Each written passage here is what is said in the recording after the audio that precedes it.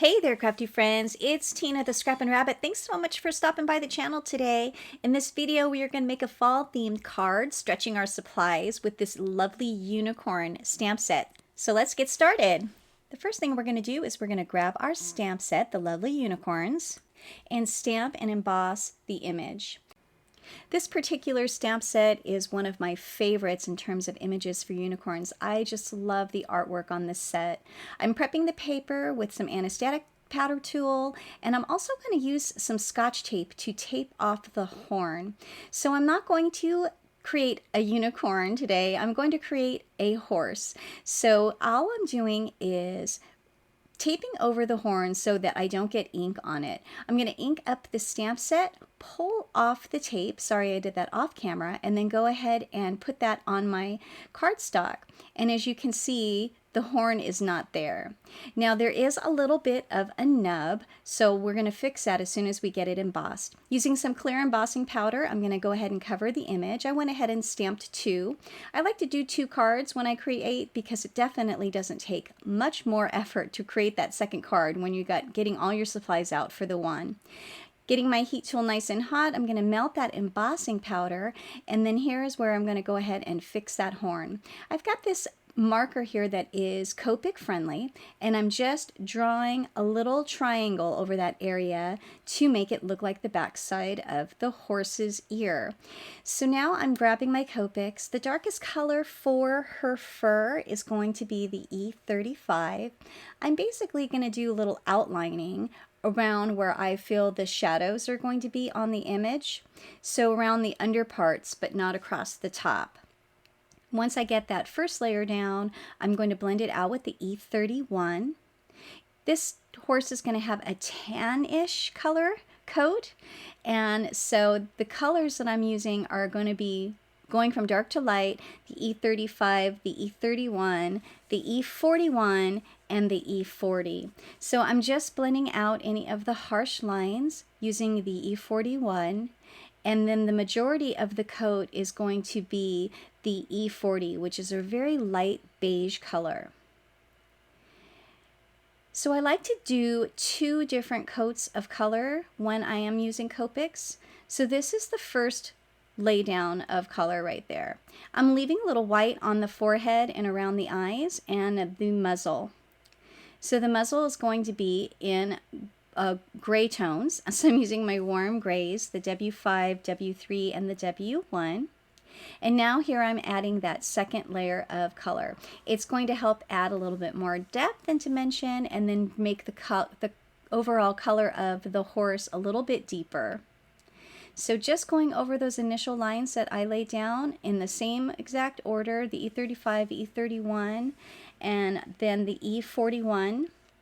I'm just going to go ahead and get all of her coat colored in.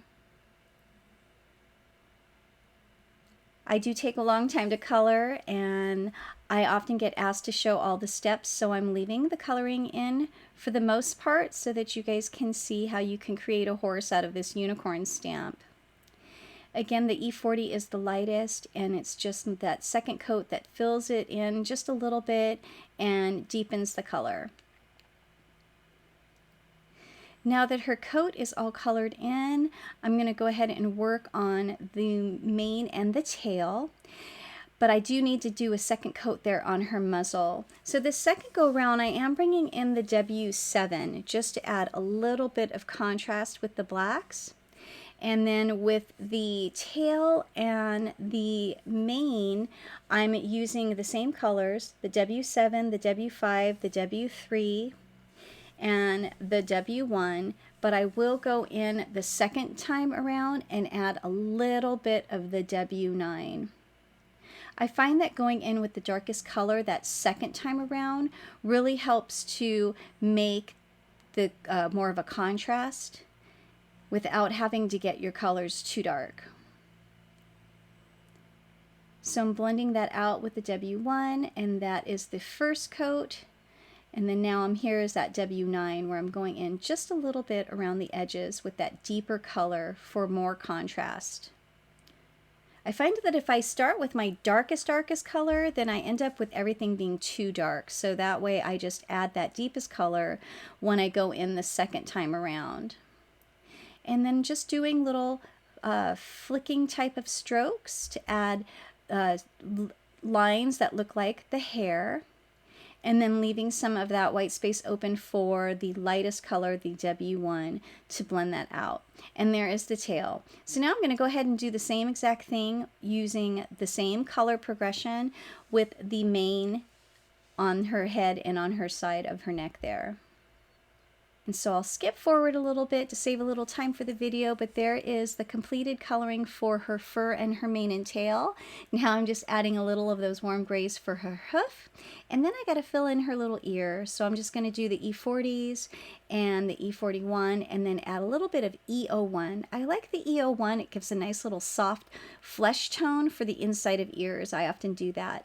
And there's that shine from the embossing and the coloring, and I'm going to go ahead and fussy cut her out using my small pair of scissors, and that completes the image. To do the background panel, I'm going to be using the Meadow Scene Builder stamp set, and I'm just going to stamp and emboss in black ink across the center of my layer some of the same VersaFine black ink, and I'm going to go ahead and emboss it with the clear embossing powder. I'm using Bristol Smooth cardstock for this layer because I am going to be using my Distress inks, and I find that the Distress inks blend the best on Bristol Smooth cardstock.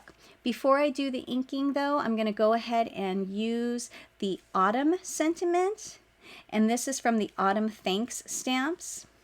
And I'm going to emboss it just like I did the image and that meadow background, only I'm going to use a gold embossing powder this time. The gold embossing powder is called Gold Rush from Ink on 3, and I'm going to go ahead and get that layer down. I feel like with the fall, the gold really looks nice. So now that I have my background panel stamped, I'm going to use my little mini Distress ink cubes with some greens. You can choose any greens that you like. I chose these three here: the peeled paint, the shabby shutters, and the bundled sage. I'm not going to be too particular as to how I blend these in. I'm just adding that little green background, and I'm going over the stamped grass and the flowers. I'm not too concerned about being perfect with that. And once I get the greens down, I'm going to do the sky. And unfortunately, I didn't hit record when I did the Builder Clouds stencil and these little mini Distress inks. And I really love the way that it turned out, especially with the gold sentiment. I'm adding some Copics to the flowers, coloring right over that green ink, and the Copics cover that up just nicely. I ran it through a stitched rectangle die, and I also stamped and embossed the smaller greeting and cut out a little mini flag, and then that basically is the card design. So now I just have to get everything adhered to my A2 top folding card base. I'm going to use some liquid glue for the main panel there. Get that adhered to the front of my cardstock. The die is just smaller than an A2 size, so I have that white trim going around the edges. I'll pop the image up using some double-sided adhesive foam, and then I'll go ahead and glue down the banner as well. I also pulled out some sparkly gems so that I can have a little bit of sparkle on the front of my card. So I decided to go with 3 little gems, and I'm going to go ahead and adhere those down with my liquid glue as well. And that completes my first card. So for my second card, I basically did the same exact design, only I stamped a second sentiment. So I have one that says Autumn Blessings and one that says Autumn Greetings. And those are my 2 cards. I want to thank you all so much for stopping by the channel and watching. I hope you'll check out these amazing products from the Miss Ink Stamps shop. The links will all be in the description box below. And I hope that you liked my video, and I hope that you have a fantastic day. Until next time, everyone, happy crafting. Bye for now.